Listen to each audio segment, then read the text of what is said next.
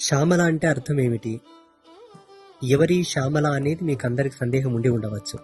శ్యామల ఎవరన్నున్నది మనం విశదీకరిస్తే, శ్రీమద్ లలితా త్రిపుర సుందరి, భువనేశ్వరి, జగత్ కళ్యాణకర్త్రి అయినటువంటి ఆది అనంత శక్తి అయినటువంటి అంబ ఆ తల్లి యొక్క మంత్రిని.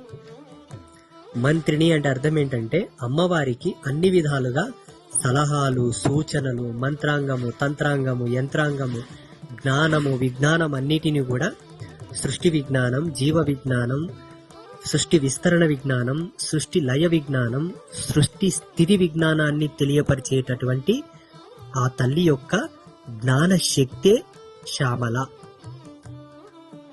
లలితా పరమేశ్వరి యొక్క మంత్రిని. రావణ బ్రహ్మ యొక్క కొడుకులు కూడా ఉపాసించారు శ్యామలామాతని, వారాహి మాతను కూడా ఉపాసించారు. అందరూ ఉపాసించిన వాళ్లే. మేఘనాథుడు ఉపాసించారు.